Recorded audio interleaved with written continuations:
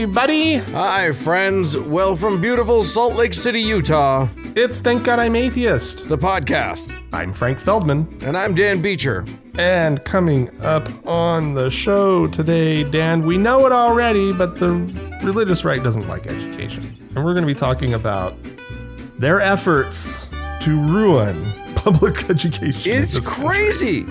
In this country, these United States of America, I know you foreigners are baffled by it. We too are baffled by it. The conservatives of this country are genuinely trying to undo any gains made by public education. They're trying to ruin the education system. We're going to talk about why. Yes, indeed. But first, Dan, I've got a story. Poor Kevin Sorbo, Dan. Oh no, K-Sorbs. What's going on? Is he okay? I know. What was he? He was It was Hercules. Yeah, okay. Back in the 90s TV, like syndicated television back in the 90s. Something Hercules. Like that. That's right. I never really watched the show. Did you watch it, Dan? No. No, you missed out on that one. No, too. I believe it was spun off from Xena Warrior Princess. Oh, now that was a show. You There watched you go. that one, right? My sister was obsessed with that show. That's surprising. Huh. She liked tough girls. She was a tough Really? girl. Huh, Yeah. All right. Well, cool. Anyway, poor guy. He has a production company that's just like, it is up and running. He's got. And it is Christian. Yeah. Oh, yeah. I think that's probably important to point out. Yeah, he's like a crazy conservative Christian type. And It's basically the only kind of movies he can be in anymore. If you listen to god-awful movies, you will hear Kevin Sorbo's name come up frequently. well, I mean, it's mainly because he's such a fine actor. Oh, so good. Just high quality. Anyway, he's on record saying that he has 30 movie scripts ready to go, Dan. Ready to go. He has crews lined up, locations scouted, the whole bit. He is ready. All he needs is financing, and he's being shut out. None of the movie money out there will have anything to do with him because he's a religious conservative, says he. No. That's it, Dan. That's it. That is so sad. All he has to do is put one gay character in, and like the money would just come a-flowing. But he has principles. He Clearly. won't do it. Yeah. The star of Hercules has high standards, High moral high principles. Yeah. Yeah. But the video where he's like talking about this and complaining and everything, like, boy, the background is just, I mean, I guess he played Hercules, but there's like this giant sword behind him and like crazy shit. And to be honest, like, I don't even recognize him. He looks more like the guy on Curb Your Enthusiasm. What's his name? Fankhauser, right? Whatever. Anyway. I don't watch that much Curb. Oh, shoot. Yeah. No, that's who he looks like, though. Everybody out there Okay. will know. Dan doesn't. He's not. I'm He's not not in hip the know. like you Yeah. like you cool kids. I know, watching the octogenarians on Curb Your Enthusiasm be funny. I mean, at that time, he was probably a septuagenarian, so everything's Yeah, fine. Probably. All right. Well, there you go. K-Sorbs. Poor guy. Here's Poor hoping. guy. Here's hoping like, he can find that money. I mean, I have 30 scripts lined up too, and I can't find funding. I know. It turns out the truth of the matter is I'm almost surprised that he's having any trouble finding money, because basically you don't have to make a good movie to have a successful Christian movie. That's true. Like, these must be so bad. Like, I love that he's blaming that, like, he's created this narrative in his head that it's because he's conservative. And it's like, no, dude, your scripts suck. I honestly think So the other thing is, bad. it's funny that he used the word conservative instead of Christian, because that's supposed to be the narrative, is that it's because I'm Christian. But I think that's too problematic, because it sets up the old trope of the Jewish Hollywood, which he knows he can't wander into because that's just a minefield. Sure. Okay. And B, most conservatives consider it a synonym to Christian. Like Sure. they consider those two words basically the same thing. Fair enough. But I would say his inability to really truly get a good dog whistle going is probably also a signal That's that he's your just a problem right bad there. storyteller, period. Right? Fix your whistle. Come back and see us when you fixed your whistle.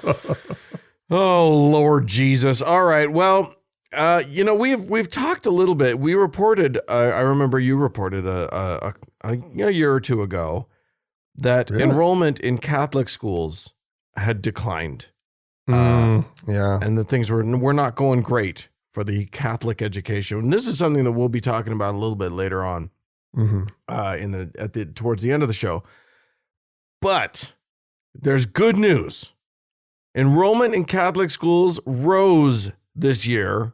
Oh, 3.8%. holy cow. They increased their enrollment by 62,000 students. Oh, wow.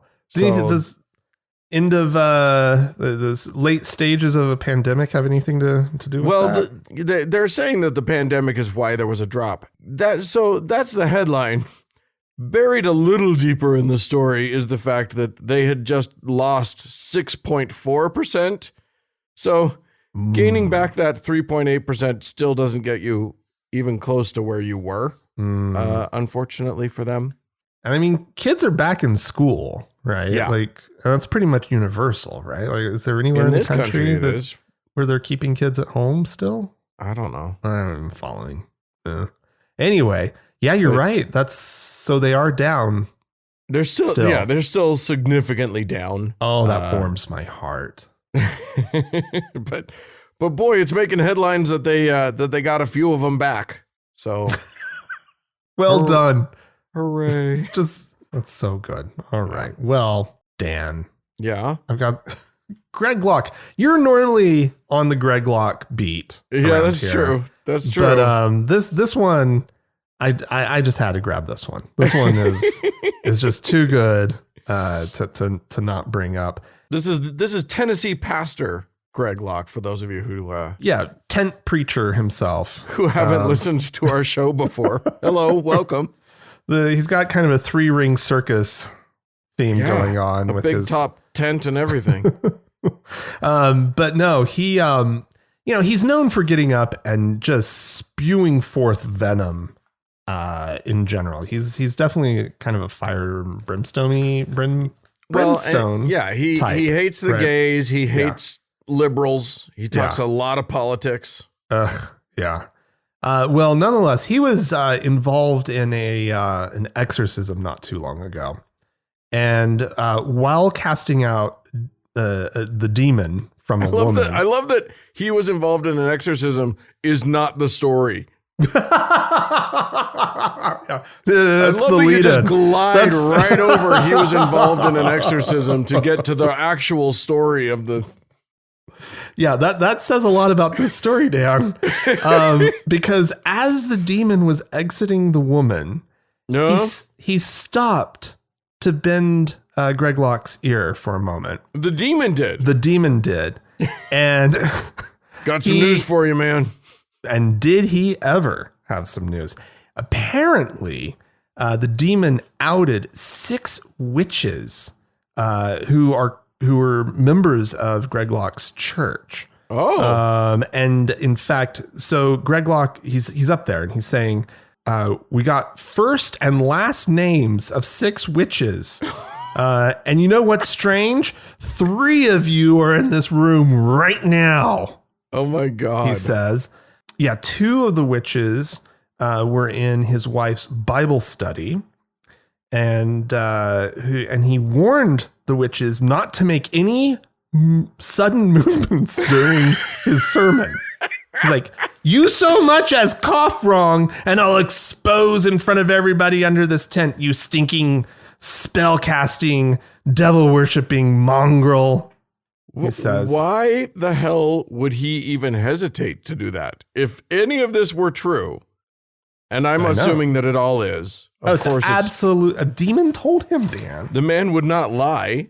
No. Why would there be any reason to hesitate exposing a witch? It's his favorite fucking thing in the world. Yeah. And he's sitting like, I know, it's absolutely amazing. He's all up in arms. He's pissed off about it. Yeah. It was quite the scene, apparently. Of course, he retold the New Testament story of Jesus casting a demon out of a man and into a herd of pigs. Right. Do you ever understand? Why did it have to be the whole herd? Right. But whatever. You gotta have a lot. Demons take up a lot of room. So. Yeah. So maybe it's just one demon and all 6 women. Who knows? But yeah, you were sent to destroy this church, he says. And yeah. I just love that, like, okay, so you're admitting that your church is easily infiltrated by witches? Is that what you're... By demons. But you don't have the wherewithal to actually get rid of them? You're going to let them stick around? Well, he's just trying to, like, scare them. There are witches in my church. And boy, if you guys do anything, I'll probably not want you here anymore. No, what he wants, and the whole point is to get women in the congregation to start feeling really bad about themselves. Yeah. Right? More badly about themselves he than wants than them he to already start makes looking them feel. at each other with suspicion is what he wants. Yeah. He wants everyone in that congregation to be looking around and going, who is it? Oh, I'll bet it's sister so-and-so. I just don't get what his end game here is, right? Like, why would you be stirring up that kind of like potential animosity and whatnot amongst your community? I feel like he is a man who has learned that chaos serves him well. I also don't think that he's a man who actually thought this through before he started saying it. I think he just spewed it out and then ran with it. I don't think that there was any thought behind it, but I think he knows that he can just say whatever, and the crazier it is, the better it works out for him. God, he's such a... Yeah, anyway. I don't get it. Well thought out things work better for our side. Yeah, maybe. Yeah, although it doesn't seem like it. Well, it doesn't work great. That chaos, man. Sowing chaos has been sort of a very useful tool for the other side of things for a long time. Yeah. Well, I'm going to take us now down under to Australia, where there's a school called the City Point Christian College. Now, college in this case does not mean higher education. This is a K through 12 school. And it's very, very Christian. And here's the thing. They raised some hackles recently when they sent out basically it's a contract that parents of the kids have to sign. And it had some new language on it, which basically, nobody was really expecting. And that language said basically that the parents had to agree that their child is the gender that they were assigned at birth, and that being gay is gross. Essentially, this was not well received by a lot of people, and there was quite a lot of blowback, as you might imagine, because it's funny because that's kind of par for the course in this country. But there it was enough that it really raised some hackles. And what's funny is I could have done this story last week, but I didn't. And now this week there is an update, which is that the principal, who is a pastor, a guy named Brian Mulheran, has basically released a statement very much backpedaling on everything. Like basically pretending it never happened and obviously it was just a goof or something. Oh, the gaslighting approach. That's always a good one. It is a full-on gaslight. Yeah. See if you can catch where the gaslighting happens in this statement, everybody listening at home. Quote, "We deeply regret that some students feel that they would be discriminated against because of their sexuality or gender identity, and I apologize to them and their families on the behalf of the college."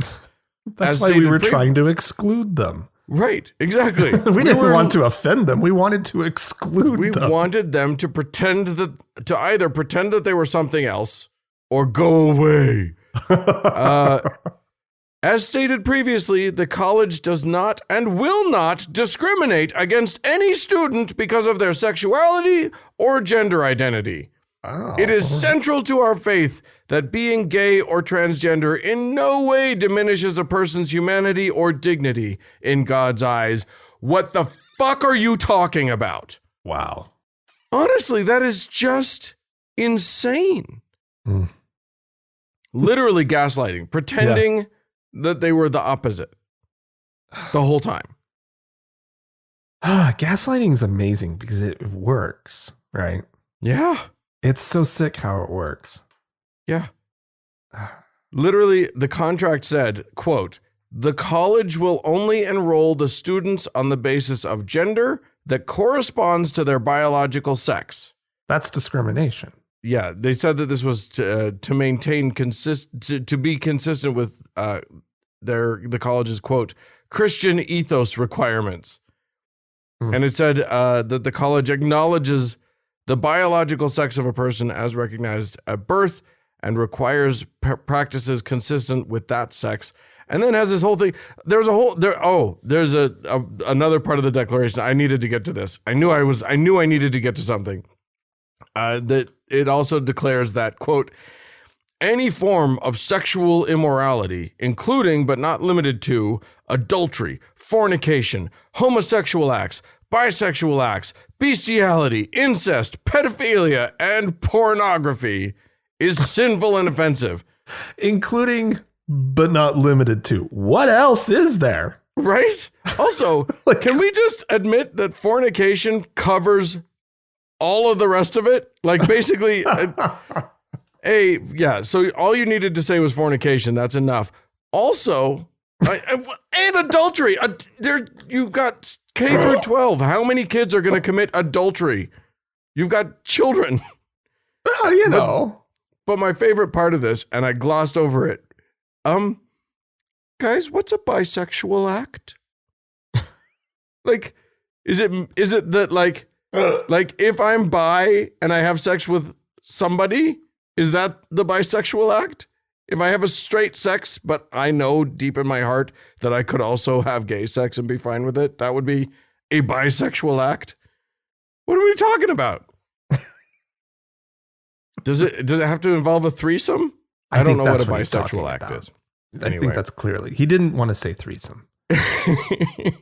That was too explicit. They just really wanted to list all the things that they found yucky. They wanted the list. Well, it sounds more official and like, you know, like you can't just say fornication. I mean, you're right, Dan. But if you just said fornication, people would be like, oh gosh, there's a lot we can get away with. Right. Right. Yeah. Because there's also the popular understanding of the word. I also just want to know, like, I love that sexual immorality, they realized that was too nebulous a word and had to dive into the including but not limited to. That's awesome. All right. Oh, well, Dan. Yeah. The United, or I guess I should say the not so united Methodist Church. Oh, no. Their schism, it's a slow moving schism over there, but it's happening. Schiz faster.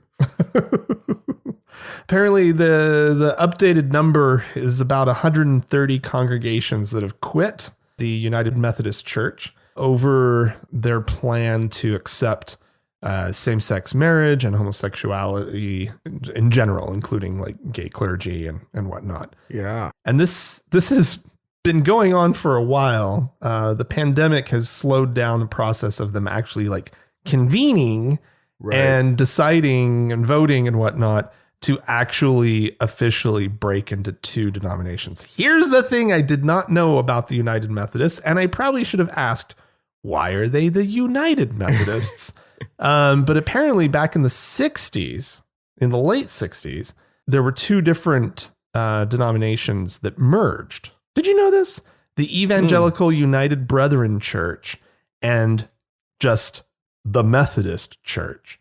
They merged and have since been the second largest Protestant church in the United States after the Southern Baptists. Oh, big mistake. That merger was a big mistake. Well, and it was seen at the time as the merging of two liberal Protestant groups.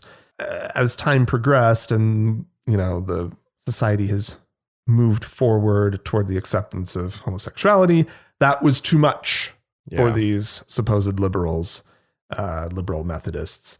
And so, it's a big deal. They're breaking up. And just as soon as they can, they are going to make it official and create two disunited Methodist churches, and one that permits homosexual clergy and same-sex marriage, and one that does not. Do you see, Frank, how you gays are ruining everything for everybody? It's so much fun, though, Dan. It's just a delight. It seems to be, it's amazing, it just feels like what's so bizarre to me is how settled, of an issue it feels to me. Right. But to most Americans have just moved on completely. Yeah. It's like, it's the Lisa Simpson line where she's the gay pride parade marches past and is like, we're here, we're queer, get used to it. And she yells, we are used to it. Right. Right. It feels like our society we're settled on this, but there's just these people who are keeping this going. And I worry, because of, how our Supreme Court is formulated and the fact that our system of government wildly preferences the conservative parts of this country, it is obviously not a settled issue. Right. My gay marriage. Yeah. There you go. Well, speaking of gay things, since we're on the subject, we have reported that Canada passed a law that basically made gay conversion therapy illegal. Mm-hmm. Obviously, that is the therapy that is quote unquote therapy meant to take all your icky gay feelings and make them and turn you into a big strong straight guy. If only. Right? Unfortunately, it doesn't work at all. Never has, never will, and it ends up being just torture for the participants. So Canada made the wise choice to say, no, you can't torture people into being something that they're not. Right. This, of course, is the worst thing that could have happened. And Canadian pastors are livid. They are up in arms. It is fascism. It is communism. It is everything wrong with the world, including one pastor by the name of Artur Pawlowski, a Polish Canadian, which is funny because literally all of the quotes that I read from him, I still read in a Southern American dialect. He definitely does not sound like that, but all pastor talk sounds like that in Dan's head. So this guy, we've talked about him before because he was one of the guys in Western Canada. He's in Calgary, who was definitely who actually literally got arrested for having church when there was a pandemic and you were not allowed to have church. And he has been speaking out against this whole no gay conversion therapy thing, which is hilarious because there's no evidence that he's ever participated in conversion therapy, but he is very adamant that, if someone came to him desiring it, he would counsel them. Right. And let the chips fall where they may. He knows what he's supposed to say. He knows the script. He knows how this works. Just because he's Canadian doesn't mean he's nice about it. That's true. Actually, this whole thing, Dan, like with the truckers, I mean, the Canadians, I don't know who these people are anymore. Well, what it proves is that that America doesn't have the corner on the shitbag market. No, we just really started it and got the movement going. We're the best at it. Really, just chugging along, It's just one of the few things that America is genuinely number one at. But and like with many cultural products, we're really good at exporting it. Yeah, it's true. Multiple U.S. pastors are also terrified that they might take away the ability to the U.S. might take away the ability to torture gay people. Another Canadian clergyman, Pastor James Coates, who was the first Canadian clergyman to actually be chucked into prison for breaking the laws on not having church during a fucking pandemic. He actually went to prison for it. He was absolutely adamant that it is not loving to take away this torture, the gay torture. He said it's anything but loving if the law is going to, quote, shut the LGBT community off from the saving and transforming message of the gospel of Jesus Christ. Which, no, that's not what it's doing at all. It's literally gay people can also still receive the very transforming and loving message of the gospel of Jesus Christ. But you just can't torture them about it. So. Well, yeah, but that's no fun, Dan. It's less fun. It is less fun. And yeah, you got to make real men out of them, Dan. Well, believe me, I'll tell you what. I've looked at all of these pastors, and I've looked at a lot of my gay friends, and if we're looking at who's the real men, sorry, Pastor, you're not stacking up to these beefcakes. Anyway, listen, if you would like to send a beefcake picture of a pastor to me, feel free to do it. You can do so by writing into podcast@thankgodimatheist.com. Or you could call us and describe it.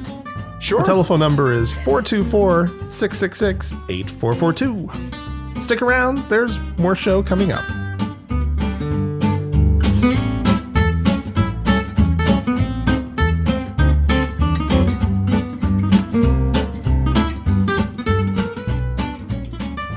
Well, Frank. Dan. We've played audio from Pastor Perry Stone before. He's a weird dude. Apparently also maybe potentially under investigation for sexual misconduct. So that just, of course he is. To me, that all that says is, yep, he's a legit pastor.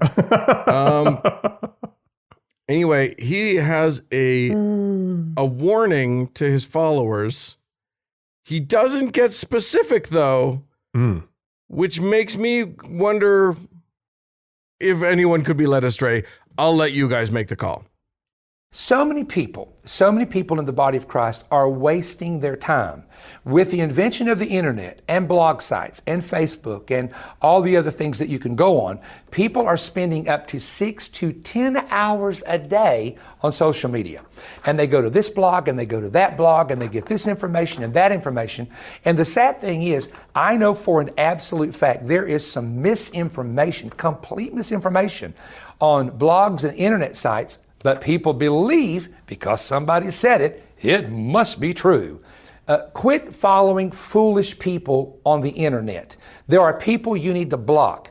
People that are destroying the church, the body of Christ. There are witches and Satanists that are in a conspiracy actually posing as Christians in some instances. And people are following these people. Block them. Have nothing to do with them. You cannot spend 8 hours reading depressing information and expect for your spirit to be uplifted. I mean, shots fired. I just feel like he's just talking about himself here, right? Right? Like of all the people to not pay any attention to on the internet. I just love that he's going after other pastors and preachers, but he's not naming them. It's But like but if you follow Perry Stone, you know who he's talking about. maybe. He doesn't have to name names, does he? I feel like he's playing a dangerous game. I feel like I feel like somebody could be like, oh, well, I mean, I guess that could apply to anybody, really. Well, I just hope that this becomes a thing, that they all start infighting amongst themselves, trying to get, more loyal following and we need whatnot. to foment that somehow. We need to Russia hack this in some way. That's delicious. If any of you know someone at Cambridge Analytica who can help us with this, Who will work pro bono? just holler at us. I feel like this is there's gold to be mined here. Dan, we could dress you up, Dan. You could play the part. You're a known entity. Lord. That's the only problem. Don't threaten me with a good time. I know someone who'd be perfect for this.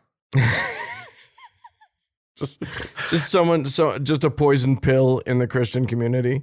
Oh, I think you could come up with the same name that I'm thinking right now. You Sure. could play this part, play it really well. Does a pretty mean sort of Missouri accent. Yeah, I know the one. All right. Well, we had some folks write into us, so let's get to that. Greg wrote in. You remember that you did the story last week about a certain Bodh Gaya, India. Yeah. And its airport code. Yeah. GAY.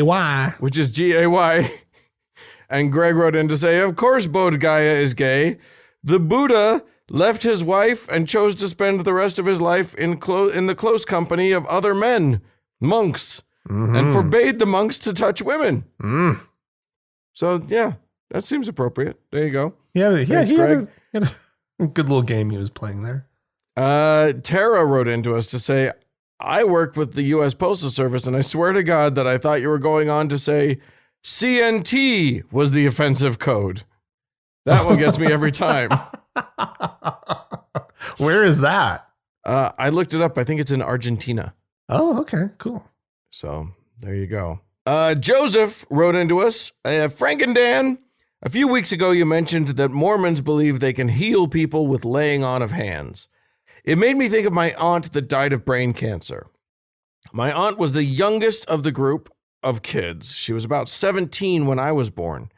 We were close as she used to babysit me. She sent me lots of care packages when I was in Iraq. While my family believed in God, we were really not church people. I did become quite Catholic, and it was a painful experience when my aunt was diagnosed with brain cancer in 2006. I prayed very hard, asking for her to be cured. She was married to a guy that had Mormon relatives. These people came in and said they could heal her themselves. That is very bold for a Mormon. That is. It's a very strong stance for a Mormon to take. They are usually a little more, they believe it, but they say it a little quietly. Anyway, both their efforts and my prayers failed. Cancer claimed my aunt. I'm sorry to hear that. Two things that really stick out in my memory of that time are the arrogance of the Mormon healing hands and feeling like I was ignored by a God that I had so much faith in. Either way, I no longer believe in a God. Yeah, that'll do it. They keep promising you that prayer means something, but when it comes right down to it, nah, not really. Anyway, do we have some folks to thank? Dan, we do. We have 2 new patrons over on Patreon. Hallelujah. We have a new deacon by the name of Sapien. Oh, thank you. Well done. And a new teacher by the name of Kyan. Okay, Thank wonderful. you Well, to the both of of you. those 2 fine people now have magic powers as bestowed by us. Mm-hmm. You have the priesthood. You may act in the name of God, and magically make things happen. Keep your wand handy and just expecto patronum or whatever it is, and voila, you're magic now. And not for nothing, Dan. They also have access to the Frank and Dan Diary. That's true. We do more content if you pay us. Bonus content. Yeah. And it's high quality stuff, everybody. Oh my gosh. All of the feedback we get is that it is wonderful. So that's a joke just for you people who listen. All 6 of you. Anyway, if you would like magic powers and or the opportunity to hear Frank and I ramble even more than you already hear, please go to thankgodimatheist.com and click on the support tab, and you can become a patron yourself. Indeed you can. And as always, Dan, we have our top donor to thank, our Lord and Savior, Demonium. Thanks, guys. There's more show coming up.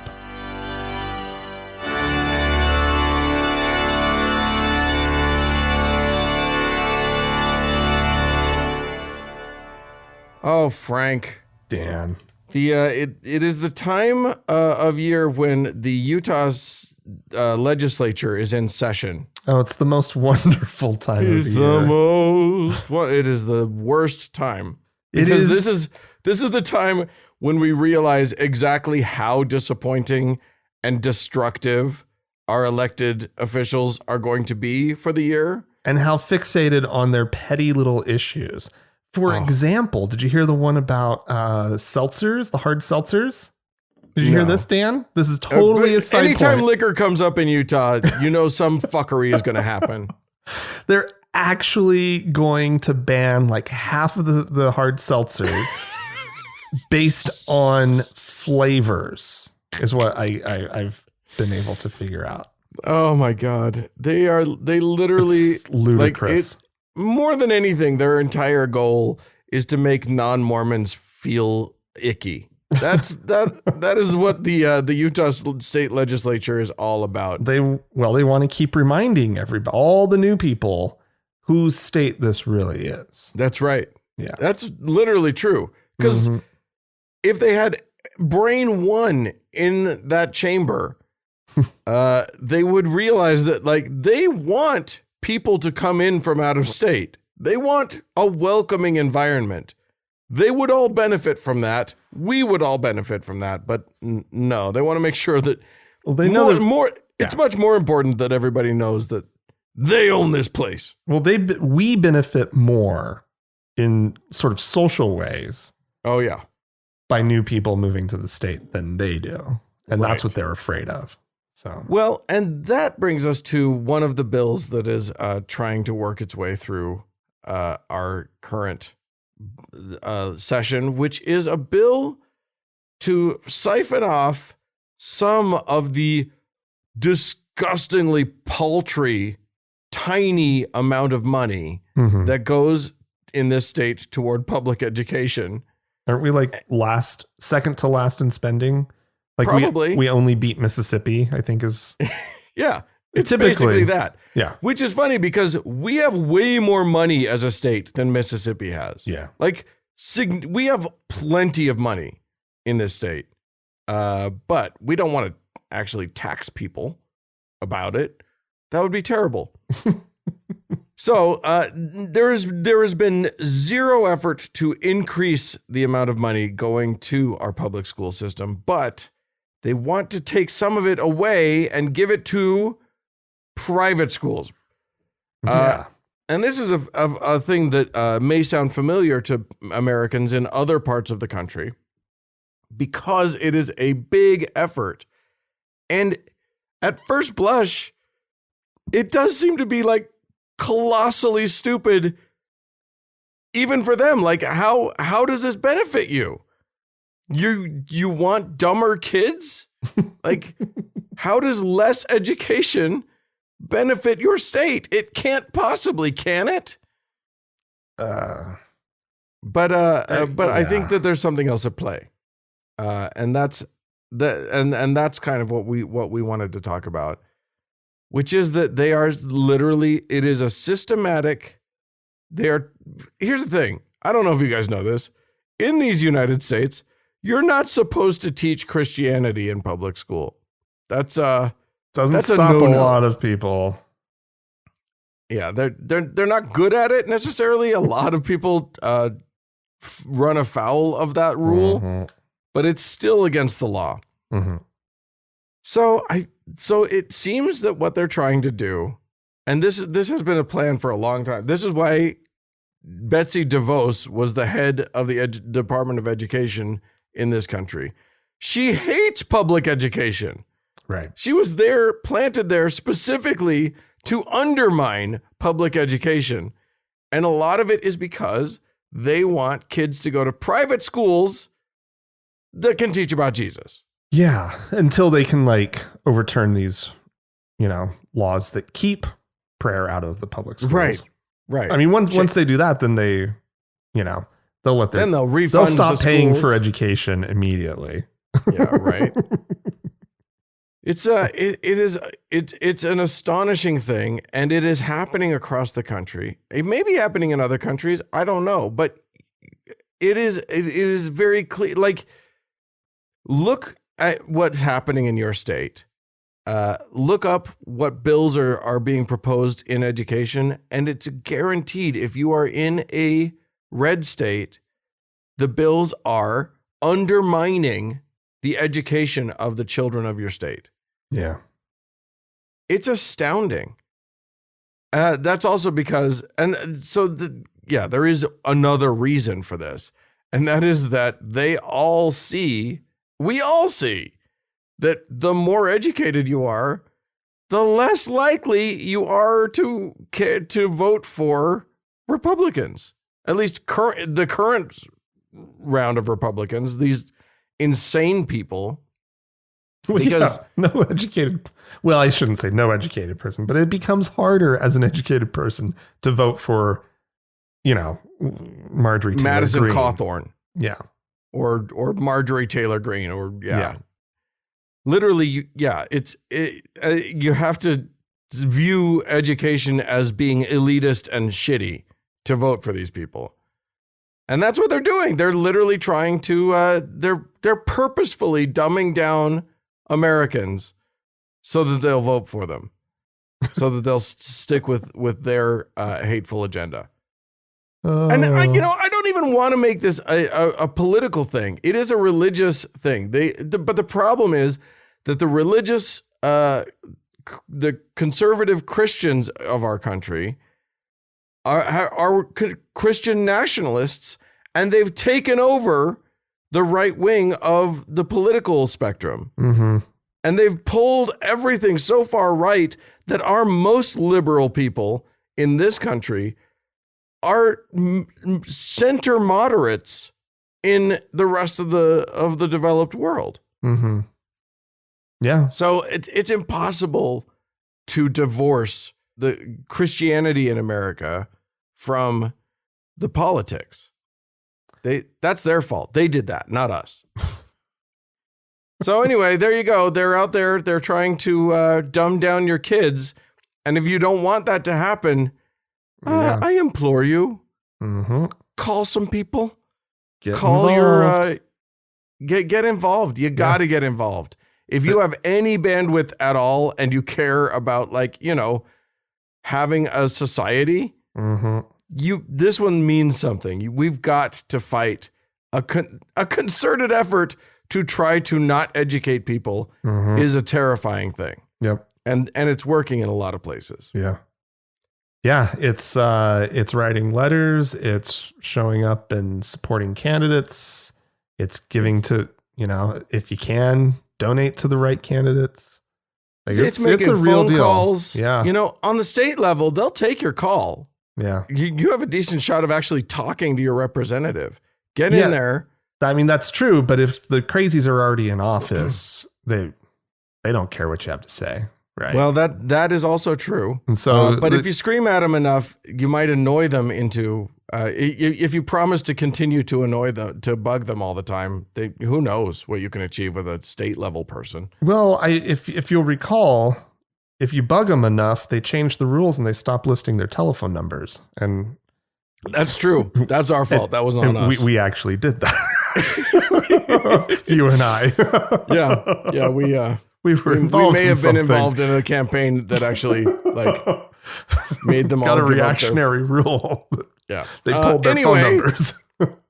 Anyway, that we are admitting to nothing. By the way, nothing specific are we admitting to. But you're right. There are going to be a lot of elections coming up, and it is so vital that we are on it, that we are going out and actually voting, even if it's just a midterm, even if we have to do the research, we have to know the candidates, we have to campaign for people. The off years, the non-big years are when they win, right? That's when the crazies show up to run for little offices, low-level offices, school board, what have you, right? Yeah. Dog catcher. That one's a bad one. You don't want a crazy conservative dog catcher. But no, you've got something probably in your area that's up for election this year. Find out what it is and show up and vote. Yeah. We're begging you. Yeah. We're begging you. Our country is dying. We are dying on the vine right now. And not for nothing, us atheists, we are a growing demographic in this country, and we need to start showing what that means. They need to start listening to us. Yeah. There's literally more of us than there are of any one denomination of Christianity. We should at least be heard. Yeah. Yeah, absolutely. So, yep. All right. Well, if you have anything to say on the subject, or if you'd like to alert us to something that's happening in your state, you can write into us, podcast@thankgodimatheist.com. Or call and leave us a voicemail message. The telephone number is 424-666-8442. Hey, go to the Facebook page, facebook.com/TGIAtheist. Click the like button. And if you'd like to join one of our members-only lounges, you can do so by going to our website, thankgodimatheist.com/members-only. Follow the links. They're awesome communities. Join them. Talk to people. Yeah. Hey, thanks so much to the Red Rock Hot Club for the use of their beautiful music. And thanks to Gordon Johnston for the use of his music. And thanks to all of y'all for tuning in. We sure do appreciate you. Thanks so much. Bye-bye.